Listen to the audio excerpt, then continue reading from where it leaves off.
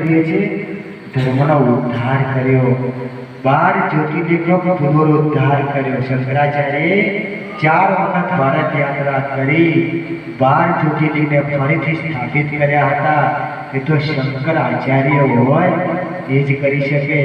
હવે જ્યારે એ બાળપણમાં હતા, 9 વર્ષની ઉંમરે તમામ જ્ઞાન, તમામ વેદ સંપૂર્ણ બ્રાહ્મણ પુત્રને બધું મોઢે હતું। હવે એમની આયુ અલ્પ હતી, 32 વર્ષનું એમનું જીવન, ફક્ત 32 વર્ષનું જીવન, 9 વર્ષ સુધી કર્મ રહ્યા। હવે શંકરાચાર્ય થયું કે મારે જે કાર્ય ધર્મનું કરવાનું છે એ ક્યારે કહીશ। અલ્પ આયુ હતી તો પોતાની માતાને કહે છે, માતા મારે સંન્યાસ લેવો છે, પણ કોઈ માં પુત્રને સંન્યાસ લેવાની હા પાડે નહીં। માતાએ ખૂબ કહ્યું કે ના બેટા, સંન્યાસનો નિયમ છે, માતા પિતા હા પાડે તો જ સંન્યાસ લેવાય, એમને સંન્યાસ ગ્રહણ કરાય। આ સત્ય વાત છે, આ સત્ય માતા પિતાની આ હોય। અને જો પુરુષ પરિણીત હોય, એની પત્ની હોય તો પત્નીને બાળકોની પણ આજ્ઞા લેવી। એમને ધર્મ સ્વીકારતો નથી। ધર્મ શું કહે છે? પોતાના ઘરના રાજી હોય તો જ લેવાય, બાકી લેવાય નહીં। હવે એમના પિતા તો રહ્યા છે નહીં, માતાની આજ્ઞા માગે છે, માતા આજ્ઞા કરતા નથી। ભગવાન શિવને પ્રાર્થના કરી, હે શિવ, હે ભોળેનાથ, કંઈક રસ્તો કરો। એક દિવસ તળાવમાં આવે છે બંને જણા અને શંકર સ્નાન કરતા હોય છે। એ વખતે મગર એક આવે છે, મગર એનો પગ પકડી લે છે અને માતા કોઠે ઊભી છે। શંકર કહે છે કે માં, મગરે મારો પગ પકડ્યો છે, માને બહુ ચિંતા થાય છે। અને માં કહે છે કે બેટા આ બાજુ, મગર છોડતો નથી। શંકર કહે છે કે માં, તું મને સંન્યાસ લેવાની આ પાડે તો મગર છોડ। એમને મગર છોડશે, મગર ખેંચે જાય। માતાને થયું કે પુત્ર હાથમાં રહેશે નહીં। માતાને એમ લાગે છે કે લાય ખાલી એમને એક ઘડી કહી દઉં, બેટા સંન્યાસ લે। તો એ વખતે માતા કહે કે હા બેટા, હું આ મગર જો છોડતો હોય તો હું સંન્યાસ લેવાની હા પાડું છું। જેવું માતાએ કહ્યું, મગરે પગ છોડ્યો। શંકરાચાર્ય સમજવા જેવી વાત છે। હવે કેમ? શિવ ભક્ત, ખુદ શિવ, હનુમાનજી મહારાજ પોતે શિવ, શંકરાચાર્ય પોતે શિવ। કેટલાક એમ કહે છે કે ભગવાન શિવનો અવતાર થયો છે, ઘણા અવતાર છે, આ ભક્તો છે શિવ અવતાર જ છે। આ ભગવાન શિવના ભક્તો એ ગણો છે, શિવના ગણો છે, પોતે શિવ સ્વરૂપ છે। આ રીતે હવે શંકર કહે છે કે માતા, મેં તો સંન્યાસ ગ્રહણ કર્યો આ ઘડી, પણ માતા કહે છે કે ના બેટા, મેં તો હસવામાં કહ્યું। શા માટે કહ્યું? તારો જીવ વાલો હતો, જીવ માટે કહ્યું। શંકર કે ના માતા, જે વચન બોલ્યા એનું પાલન કરીશ। તો માતા કહે છે બેટા, એક દિવસ રહી જા, ફક્ત આજની રાત રહી જા। તો શંકર 9 વર્ષનો બાળક એ રાત્રે બધા ગામ લોકોને, એના કુટુંબીઓને બધાને ભેગા કરે છે અને એના કાકા, એના ભાઈઓને કહે છે કે મારી માની સેવા કરજો। એના ભાગમાં જે સંપત્તિ જમીન છે એ એના ભાઈઓને કહે છે કે આ તમે રાખજો, પણ મારી માની સેવા કરજો। માની આંખમાં ટપ ઓછું આવે છે ત્યારે માં કહે છે કે શંકર, એક કામ કરીશ બેટા? કે હા માં બોલ। કે જ્યારે મારો અંત સમય આવે, તું બેટા ગમે તેવો હોય પણ મારી પાસે આવજે। અંત સમયે શંકર ભગવાન જે શંકરાચાર્ય છે એ વચન આપે છે। શાસ્ત્ર કહે છે કે ભગવાન શંકરાચાર્ય 4 વખત ભારત યાત્રા કરી, 4 વર્ષ સ્થાપી, 12 જ્યોતિર્લિંગને ફરીથી સ્થાપિત કરી, ધર્મનું જાગૃત કર્યું, ફરીથી જાગૃત કરે, શિવ ભક્તિ ફરીથી જાગૃત કરી। અને એમની પાસે ખૂબ સિદ્ધિઓ હતી, શંકરાચાર્ય પાસે ખૂબ સિદ્ધિ હતી। એક દિવસ એમને વિચાર આવ્યો, મારી મા યાદ કરે છે, બસ મારી માનો અંત સમય છે। એ હતા ભારતના આ ખૂણે એની માં હતી. આ ખૂણે પણ જતો શંકરાચાર્ય એક પગ સિદ્ધિ યોગ દ્વારા એની માં પાસે પહોંચી જાય છે. આપણા પાટણમાં પણ આદ્ય શંકરાચાર્ય પધારેલા છે. આપણા પાટણમાં પણ આદ્ય શંકરાચાર્ય પધારેલા છે અને એક શંકર એમને જો સ્થાપિત કરેલા છે. એ શંકર જે રાજકાવાળો છે ને, સાલવીવાળો, એમાં એ શંકર છે. એનું લિંગ છે કે જે લિંગ આદ્ય શંકરાચાર્ય સ્થાપિત કર્યું છે. તો આ રીતે બાની વચનનું પાલન કરે છે અને 32 વર્ષની અલ્પાયુએ આ સંસાર છોડી ભગીરથ કાર્ય. જુઓ શાસ્ત્રી શું કહે છે, 100 વર્ષ મળ્યા, એક મણકો ના ફેર્યો, એક મણકો ના ફેર્યો. 100 વર્ષ થઈ ગયા પણ એક મણકો ફર્યો નહીં. તો જીવન શું કામનું? જીવન ભગવાનની સેવામાં, ભગવાનની ભક્તિમાં રહે એને જીવન કહેવાય. બાકી તો આવ્યા અને ગયા આવાગમન. શંકરાચાર્ય કહે છે કે એ જીવ તું 84 લાખ યોનિમાં ફરે છે. આ ઉદર તને વારંવાર મળે. તું જન્મે છે, મૃત્યુ પામે છે, જન્મે છે, મૃત્યુ પામે છે, જઠરમાં આવે છે, અગ્નિમાં આવે છે. પણ ભજ ગોવિંદમ, ભજ ગોવિંદમ, ભજ ગોવિંદ. ભગવાનનું નામ લેતો નથી. હવે સમય થયો છે. ભજ ગોવિંદમ, ભજ ગોવિંદમ. ભગવાનનું નામ લે. આ રીતે જો કથામાં ભગવાન શિવના પ્રિય ભક્તો, હરિના પ્રિય ભક્તોનું જે દ્રષ્ટાંત આવે એનું ચિંતન કરવું, એનું ચિંતન કરવું. કેમ કે પશુ પણ જો ખોરાક લે તો આખી રાત એને વાગોળે છે, તો જ પાચન થાય છે, તો જ ઉતરે છે. કેટલું ખાધું એ મહત્વનું નથી, કેટલું પાચન થયું એનું લોહી બને. બાકી જેટલું કાઢેલું લોહી બને નહીં. એમ ચિંતન કરવું, આપણા હૃદયમાં ઉતારવું. આ રીતે હવે શ્રી કૃષ્ણ શરણમ મમ, શ્રી કૃષ્ણ શરણમ મમ, શ્રી કૃષ્ણ. સુખદેવ મુનિ કહે છે, હે રાજા, માં ગંગાનો કોઠો ભાગીરથીનો કોઠો છે. 88,000 ઋષિઓને નિશ્યાવરણમાં શુદ્ધ પુરાણી કથા કરે છે. સુખદેવ મુનિ કહે, હે રાજા, રાજા પરીક્ષિત કહે છે, હે મુનિ, હું ધન્ય છું. મને આ કથાનું શ્રવણ મળ્યું. એકાદશ સ્કંદમાં આપણે પ્રવેશ કર્યો છે. જો શિશુપાલનો વધ થયો છે અને જરાસંઘ જે છે એનો હવે વધ કરવાનો હોય છે. આ રીતે ભગવાન શિશુપાલ અને આ રાજાને 18 દિવસ સુધી પહોંચવા દેતા નથી. ને કે ભગવાનની ઈચ્છું હોત તો કુરુક્ષેત્રમાં લાવી શકો, પણ ભગવાન કુરુક્ષેત્રમાં પણ એમને લાવતા નથી. હવે આ કથામાં આપણે આગળ વધીએ. જુઓ કથાનું શ્રવણ. શ્રી કૃષ્ણ શરણમ મમ. ઓમ નમઃ શિવાય. સીતારામ સીતારામ. ભગવાનનો મંત્ર જાપ કરતા કરવું. કેમ? સીધી હૃદયમાં કથા જાય, અંતરમાં કથા જાય. જુઓ આજે શીતળા સાતમ છે, આપણો તહેવાર છે. તહેવારો જે આપણું શાસ્ત્ર છે એને તહેવારોની ગોઠવણી અમદાવાદથી વીરાભાઈ આવ્યા છે કથા સાંભળવા માટે. વ્યાસપીઠ અમને ખૂબ ધન્ય વંદન કરે છે. બસ કથા સાંભળવા માટે તો ભગવાનનું ભાગ્ય હોય તો અમદાવાદથી અવાય. જો ભાગ્ય ના હોય તો બાજુમાંથી પણ અવાય નહીં. આ ભાગ્ય છે, એમનું પુણ્ય છે. જો મનમાં બીજ પડ્યું હોય તો ઉગે.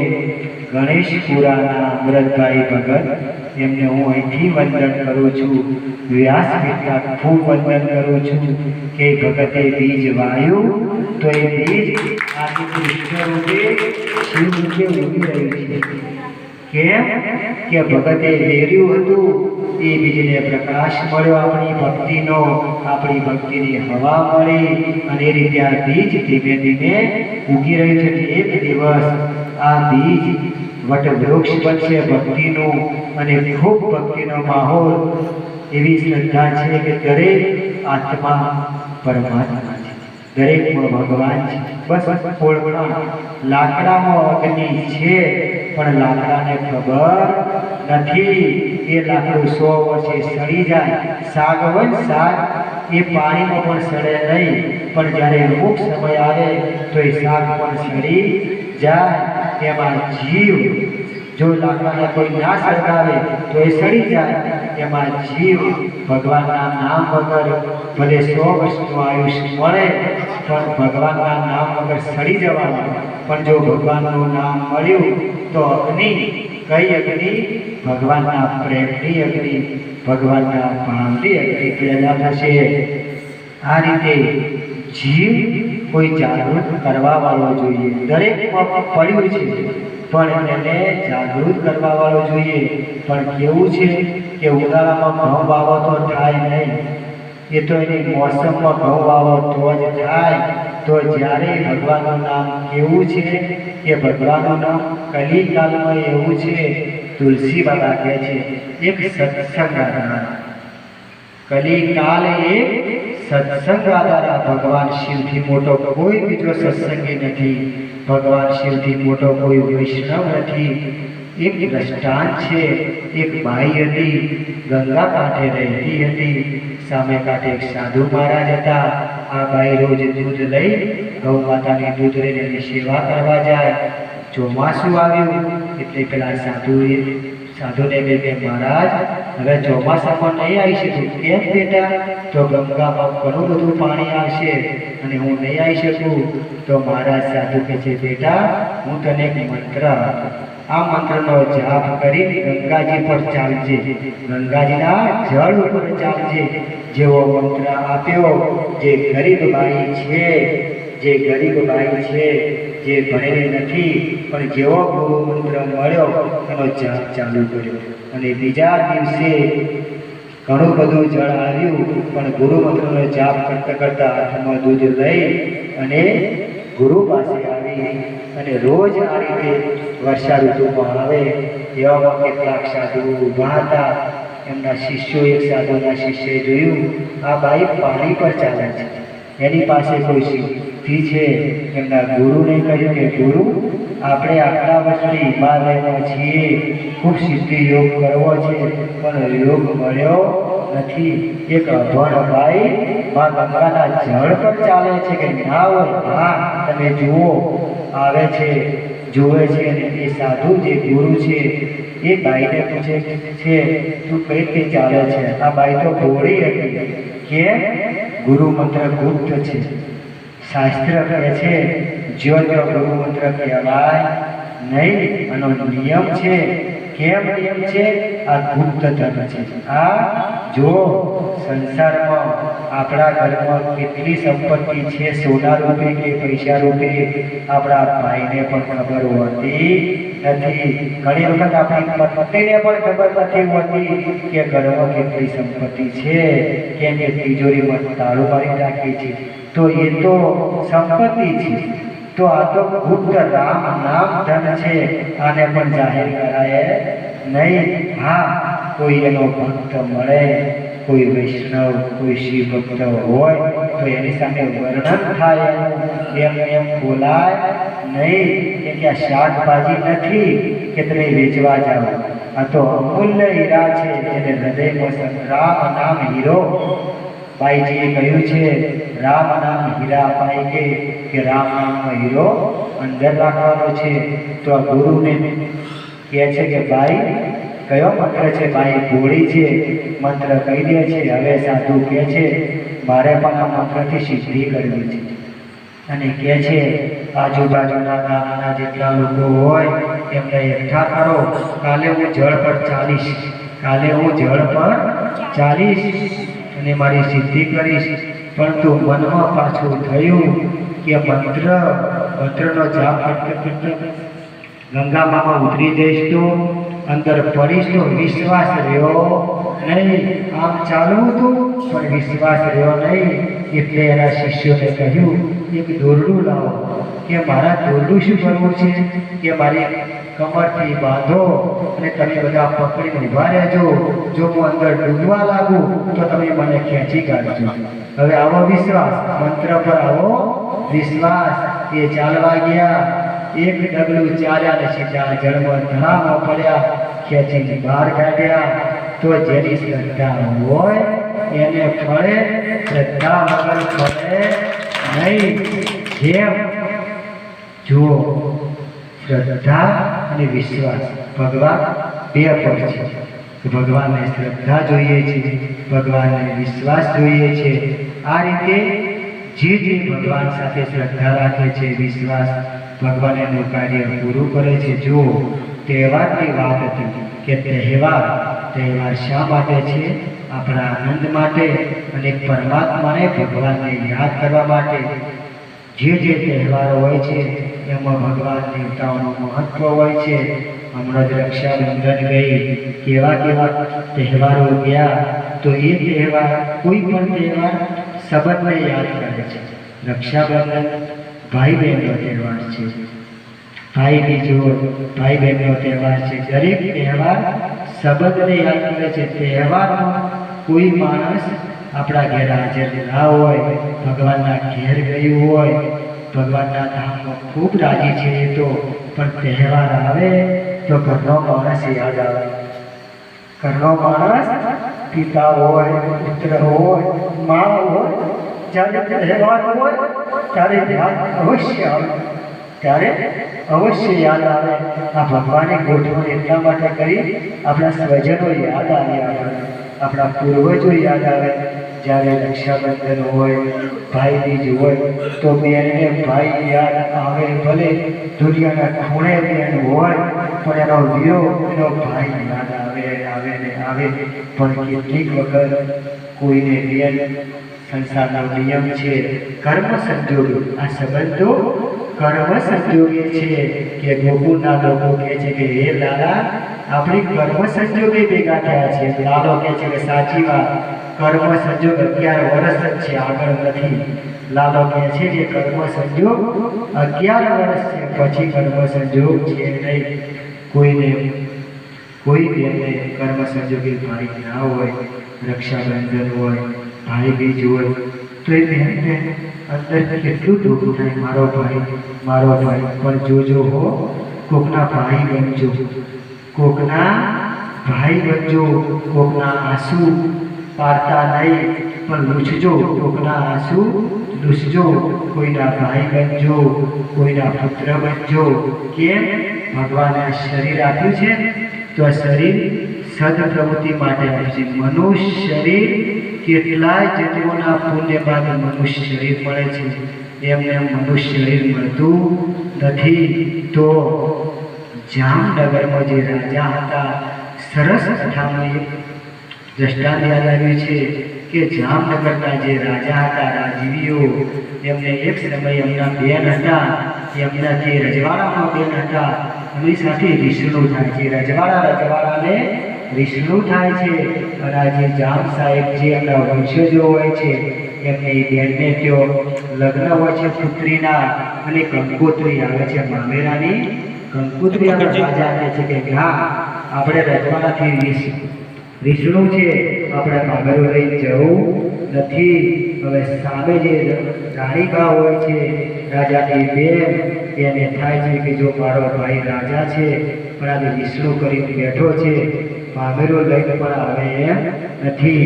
પેલી બાજુ પ્રસંગ ચાલુ થાય છે.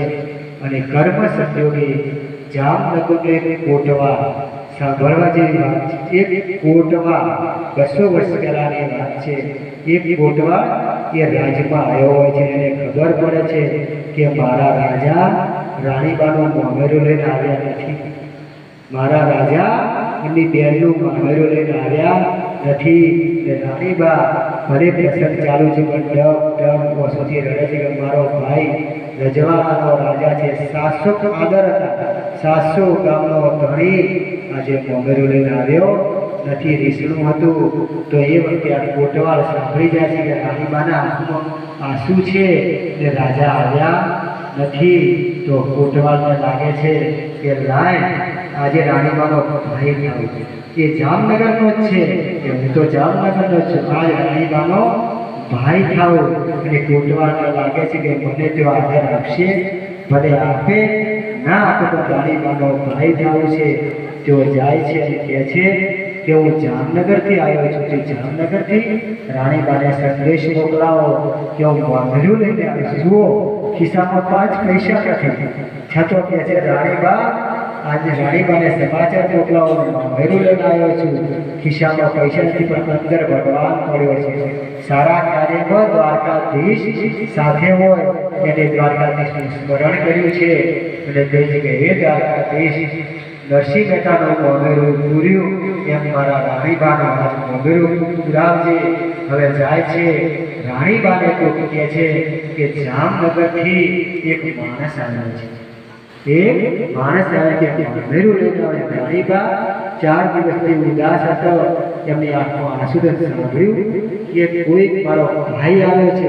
રાણીબા દોડી જાય છે, જુએ છે તો રાણીબા ઓળખતા હતા, આ તો આપણા નગરનો કોટવાળ છે.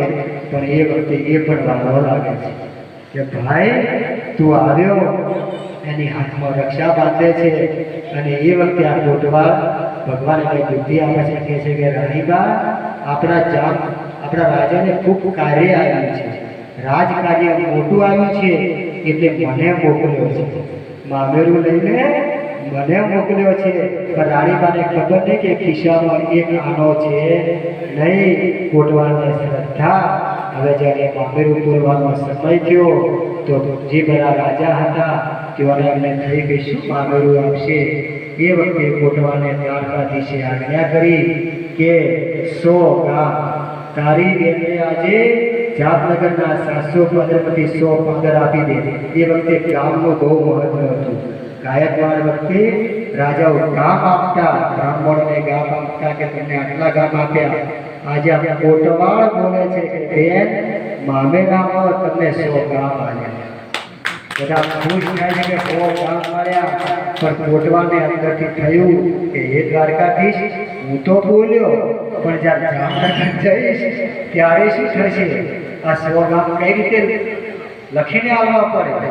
તોબાના પત્રે લખીને આવ્યો, લખીને આપી દઈ કે લાવો પતરું, લાવો જોશીને લાવો, લેખ લખો. લેખ લખાઈ ગયો આ બાજુ કે એ વખતે બીજું કઈ વ્યવસ્થા સંદેશા લેવાની નહીં. જ્યારે જામનગર આવ્યો આ બાજુ બધા ખુશ થઈ ગયા ને રાજાના દરબારમાં આવ્યો, હાથ જોડી ઉભો રહ્યો. હે રાજા, હું એક કાર્ય કરીને આવ્યો છું. રાજા કે એવું કાર્ય? પણ કે મને તમે દંડ ના કરતા, કદાચ દંડ કરો તો કરજો, પણ હું જે આપીને આવ્યો એને પાછું લેતા નહીં. તો કહે છે કે હે રાજાજી, હાથ જોડી આપણા રાણીબાનું મોમેરું હતું બેનનું, અને હું ત્યાં હાજર હતો તો હું અમુક ગામ આટલા ગામ આપીને આવ્યો છું. ભગવાનની કૃપાથી રાજાને પણ ભગવાનની આજ્ઞા થાય છે અને પછતાવો થાય કે હું ના ગયો, પણ દ્વારકાધીશે મારો માણસ મૂક્યો. રાજા એમ સીધી પડે છે. જો જાતિ પાતિ કુલ ધર્મ આ બધું ભગવાનના ઘેર છે નહીં.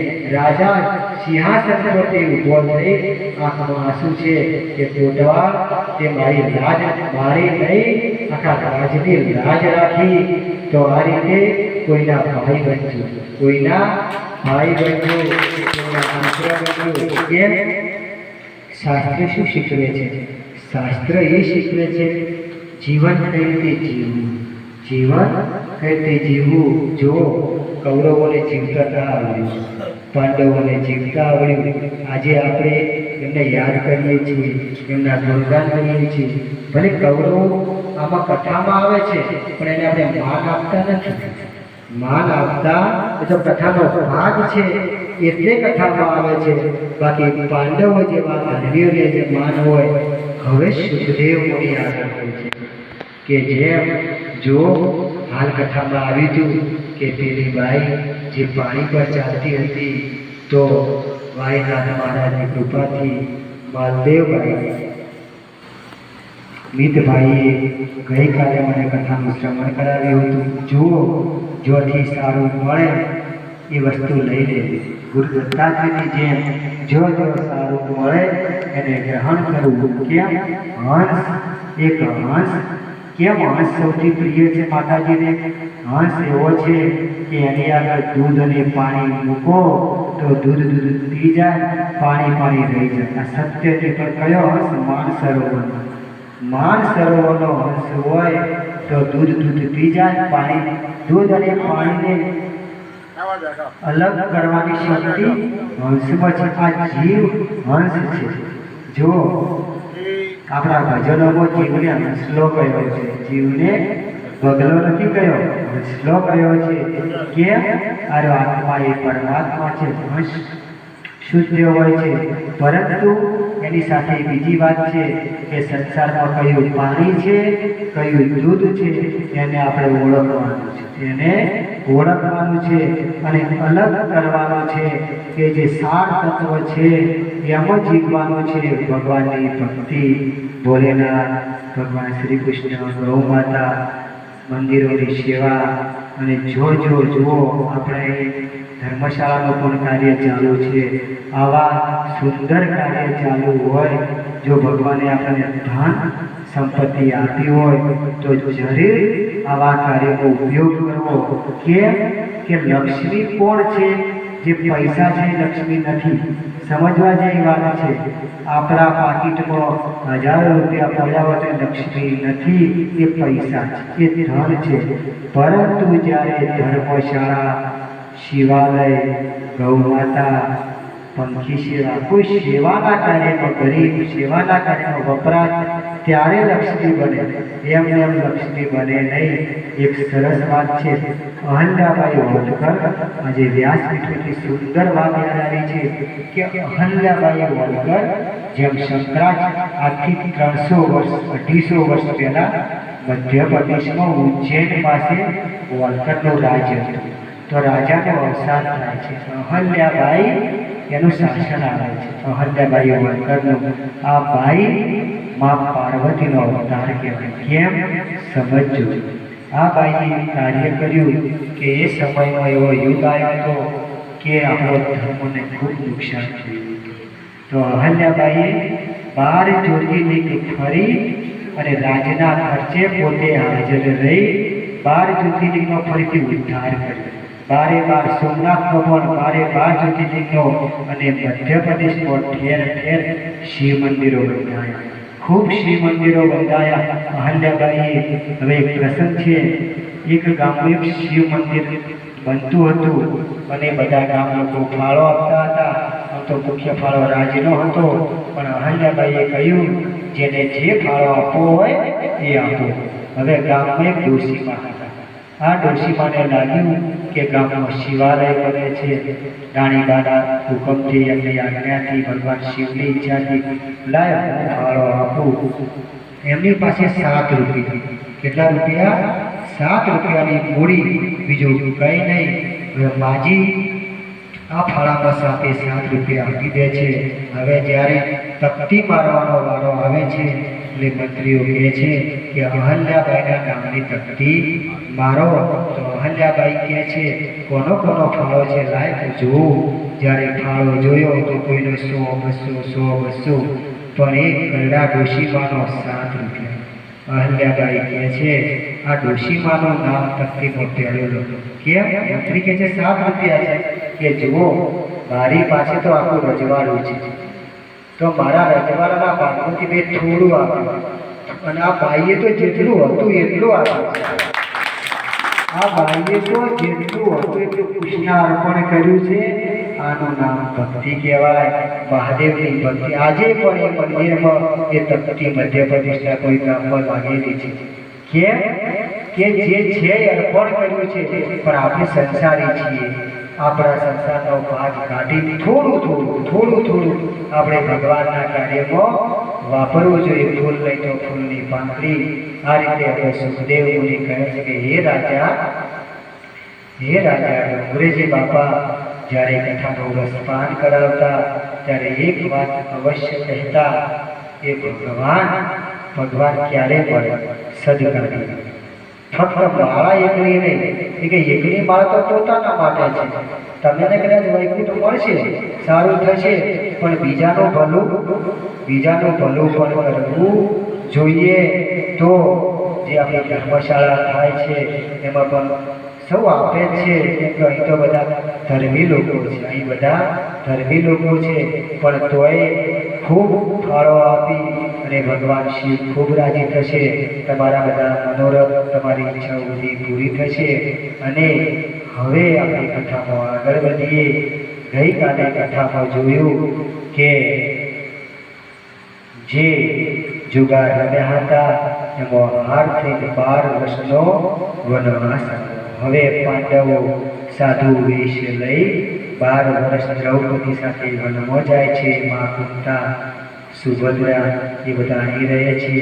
એ વખતે અભિમન્યુનો જન્મ પણ જો હસ્તિનાપુરમાં થાય છે, દ્વારિકામાં થાય છે. આ રીતની કથા છે. હવે આપણે આગળ વધીએ. પાંડવો વનમાં નિયમિત એક કાર્ય કરે છે, ફક્ત ફળાહાર કરે છે, અનાજ લેતા નથી, ફળાહાર કરે છે. ભગવાન એમને અક્ષય પાત્ર આપે છે કે લો, તમારે ઉપવાસ હોય, 11 હોય તો આમાંથી જે ફરાળ જે આરોગવા જેવું હોય એ અક્ષય પાત્રમાંથી આવશે. અક્ષય પાત્ર એટલે શું? કદી ખૂટે ના, એને અક્ષય પાત્ર કહેવાય. જે ભગવાન શિવનો ભક્ત હોય એના ઘરમાં અક્ષય પાત્ર હોય, પણ તમને દેખાશે નહીં. એના કોઠામાંથી ધન ધાન કદી ખૂટશે નહીં. કે ભગવાન શિવનો ભક્ત છે તો એને ઘેર અક્ષય પાત્ર હોય. જો સારું કાર્ય હોય તો અક્ષય પાત્રથી થોડું લઈ સારા કાર્યમાં આપજો, કદી ખૂટશે નહીં. ભગવાન કદી પણ નહીં ખૂટવા દે. આ ભગવાનનું વચન છે, ભગવાન હરિનું વચન છે. આ રીતે હવે વનમાં ભગવાનની આરાધના કરે. ધર્મરાજાને એવો નિયમ 5 ભાઈઓમાં કે પ્રથમ શિવ પૂજા કરી પછી ફળાહાર લેવાનો. હવે ભીમસેન બહુ ખોરાક હતો, ઘણો ખોરાક હતો. વનમાં આવ્યા, ભાઈને કહ્યું, ભાઈ તમે બધા ઉપવાસ કરો, મારે ઉપવાસ કરવા નથી, કે હું ખોરાક વગર રહી શકતો નથી. પણ ધર્મરાજા કહે છે કે ના ભીમ, 5 ભાઈને એક જ સરખો જે નિયમ કરીએ, એટલે જ પાંડવ હતા, એક જ નિયમમાં રહેવું. હવે ભીમસેન જ્યારે સવારે, હવે જંગલમાં તો અમુક જગ્યાએ શિવલિંગ હોય, અમુક જગ્યાએ ના હોય. આખા ભારતમાં ફરે છે, તીર્થયાત્રા કરે છે. તો જો વનમાં જાય, જો શિવલિંગ ના હોય, ધર્મરાજા કે હાલ ફળાહાર કરવું નથી. તો ભીમસેન હવે ઉપાય કરે વારંવાર. એનો લોટો જે હોય છે, લોટામાં ધરતી માતાની માટી લઈ બરાબરની ખુલ્લી વ્યવસ્થિત એ લોટો ધો પાડે અને પછી એના પર પાંદડા નાખી દે અને એકદમ ધર્મરાજાને કહે છે, ભાઈ અહીં એક શિવલિંગ છે, અહીં એક શિવલિંગ મળી ગયું છે. અને ધર્મરાજા આવે બહુ ખુશ થાય, વાહ ભાઈ વાહ, પાંદડા પડેલા હોય, ફૂલ હોય, અંદર પછી શિવલિંગ હોય. લોટેશ્વર મહાદેવ બોલીએ, લોટેશ્વર મહાદેવ, જાગેશ્વર મહાદેવ, વટેશ્વર મહાદેવ. બધા મહાદેવ ભીમસેનના સ્થાપેલા. આખા ભારત ખંડમાં ભગવાન કૃષ્ણ, રામ અને ભીમસેન જેટલા ભગવાનના શિવલિંગો જે મોટા ભાગના છે એ બધા ભીમસેન, ભગવાન શ્રી કૃષ્ણ, ભગવાન રામ આ ત્રણના સ્થાપેલા છે. ધર્મરાજા બહુ ખુશ થાય અને ભીમસેન પછી શાંતિથી ફળાહાર કરે. આ રીતે ભગવાનના ભક્ત હતા. એક સમય એવું બને છે કે હસ્તિનાપુર દુર્યોધન કહે છે કે મામા 12 વર્ષનો વનવાસ છે, પણ પૂરો થશે તો રસ્તો આપવું પડશે. જો આપવું નથી, વાત કેટલે છે, કોઈનો હક આલવો નથી. તો મામા કહે છે કે ઉપાય કરો. દુર્વાસા એટલે મહાદેવનો અવતાર. દુર્વાસા મુનિ મહાદેવજીનો અવતાર હતા, પણ બહુ ક્રોધિત હતા, બહુ ગુસ્સાવાળા. તરત શ્રાપ આપતા. શાસ્ત્ર શું કહે છે? ભગવાન શિવ, જ્યારે શિવ પુરાણમાં નારદને ખૂબ સંતાપ થાય છે અને નારદજી ભગવાન રામને શ્રાપ આપે છે કે આજથી તમે ત્રેતા યુગમાં માનવ અવતારમાં આવો અને રીંછ વાંદરા ઉપયોગી થાય અને શિવના ગણોને કહે છે તમે રાક્ષસ બની જાઓ. જ્યારે ગુસ્સો આવ્યો તો શ્રાપ તો આવ્યો, પણ ગુસ્સો ઓસરી ગયો. નારદ મુનિ હતા, નારદને ખબર પડી હવે શું કરું. મેં તો શ્રાપ આપ્યો, ભગવાનની શરણે જાય છે. ભગવાન કહે છે હરિ વૈકુંઠપતિ કે હે નારદ, ગુસ્સો એ અગ્નિ છે, એ અગ્નિ છે, એ બીજાને પાડે એના કરતાં આપણને વધુ પાડે. તમે જુઓ ગુસ્સાને કોઈ સંબંધ નથી. પિતા પુત્ર ભાઈ બેન માતા ગુસ્સાને કોઈ સંબંધ હોય. જ્યારે ગુસ્સો આવે ત્યારે વિવેક ના રહે, ત્યારે વિવેક ના રહે. તુલસી બાબા કહે છે બીનો સત્સંગ વિવેક ન હોય, કે સત્સંગ વગર વિવેક ના. ભગવાનની કથા હોય, સત્સંગ હોય તો વિવેક આવે, એમને વિવેક આવે નહીં. નારદ કહે છે ભગવાન મને માફ કરો, હવે શું કરું. ત્યારે હરિ ભગવાન કૃષ્ણ બોલે છે કે હે નારદ, જ્યારે સંતાપ થાય સાંભળજો, જ્યારે જીવનમાં સંતાપ થાય ત્યારે શું કરવું. કહે છે કે હે નારદ, તું રુદ્રાક્ષ પહેરો, તમે રુદ્રાક્ષ ધારણ કરો. રુદ્રાક્ષનું ખૂબ મહત્વ છે. તમે ભસ્મ કપાળમાં બિંદી કરો, ભસ્મની બિંદી કરો અને તમે સવાર અને સાંજ ઓમ નમઃ શિવાય, ઓમ નમઃ શિવાય પંચાક્ષર મંત્રનો જાપ કરો. કોઈ સંતાપ રહેશે નહીં. આ ભગવાન બોલે છે રુદ્રાક્ષ, ભગવાનના ભસ્મની બિંદી અને પંચાક્ષર મંત્ર જે ભાગ્યશાળી જીવ હોય એ જ કરી શકે. દરેકના ભાગ્યમાં આ ભાગ્ય હોય નહીં.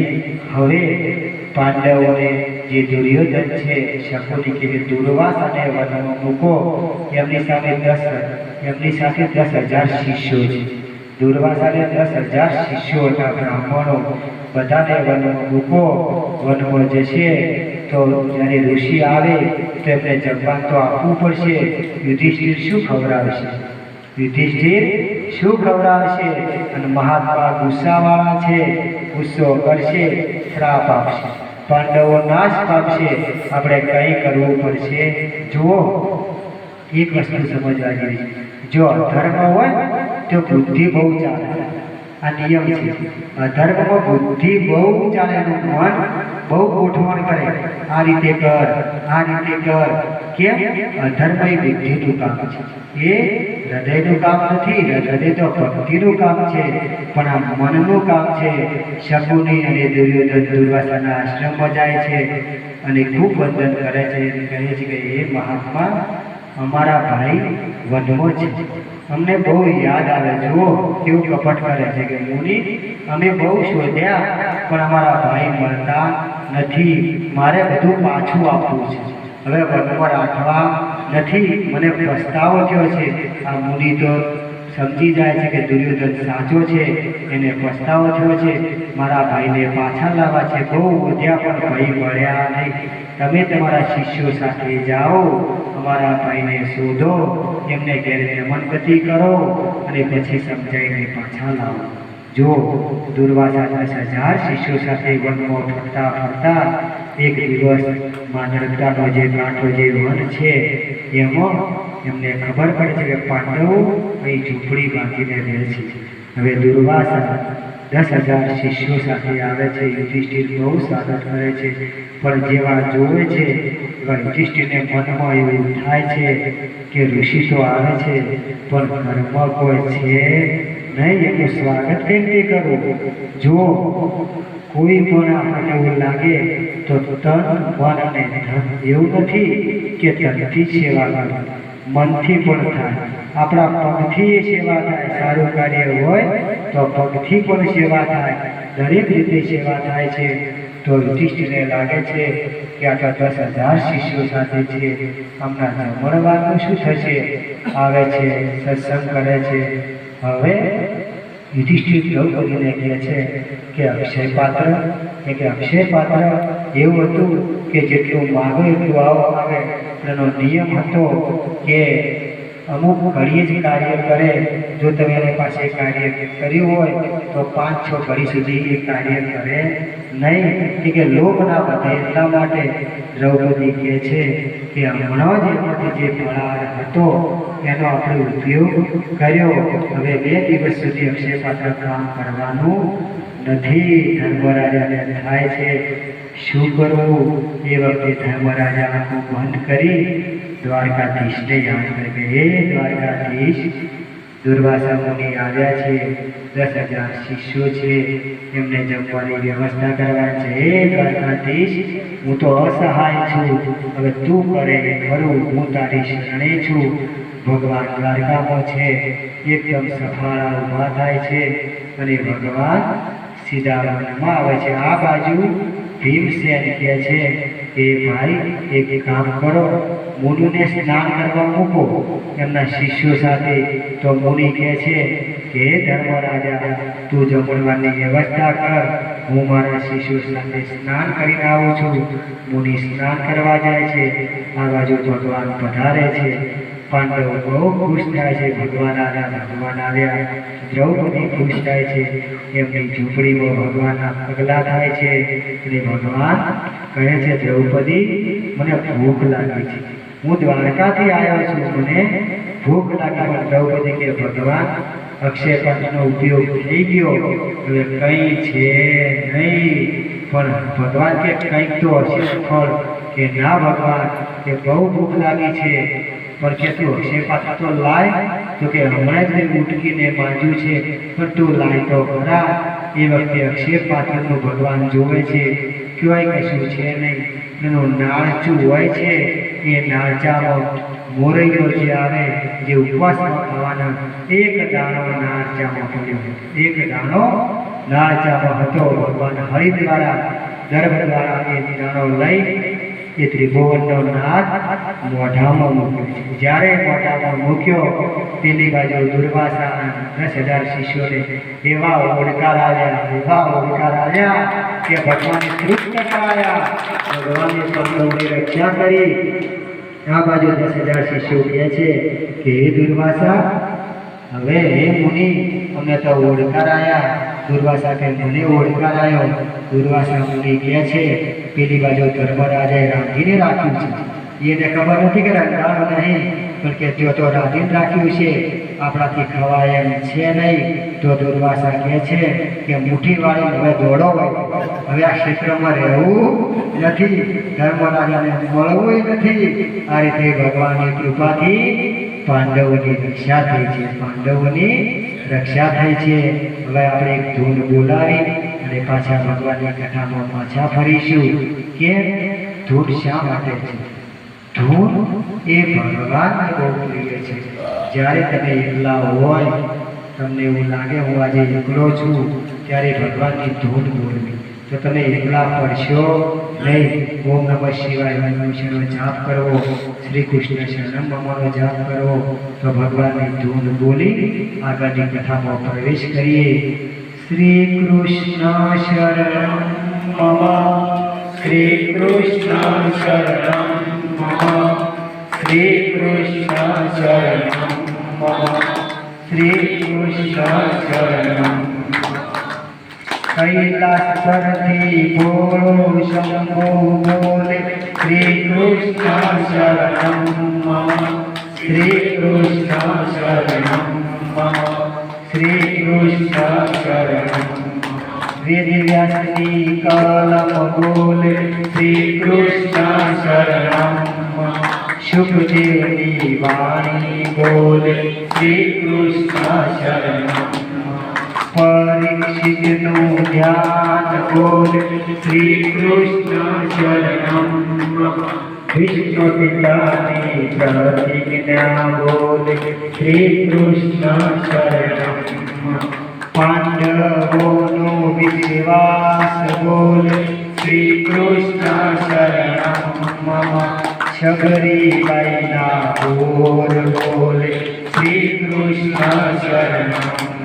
વિદુરજીની ભાજી બોલે શ્રી કૃષ્ણ શરણમ મમ શ્રી કૃષ્ણ શરણમ મમ શ્રી કૃષ્ણ શરણમ કરણાબાઈનો ખીજડો બોલે શ્રી કૃષ્ણ શરણમ મમ જનાબાઈના છાણા બોલે શ્રી કૃષ્ણ શરણમ શ્રી કૃષ્ણ શરણમ શ્રી કૃષ્ણ શરણમ શ્રી કૃષ્ણ શરણમ શ્રી કૃષ્ણ શરણમ ડોંગરેજી બાબા બોલે શ્રી કૃષ્ણ શરણમ ગૌ માતા બોલે શ્રી કૃષ્ણ શરણમ જમનાજીને ગંગાજી બોલે શ્રી કૃષ્ણ શરણમ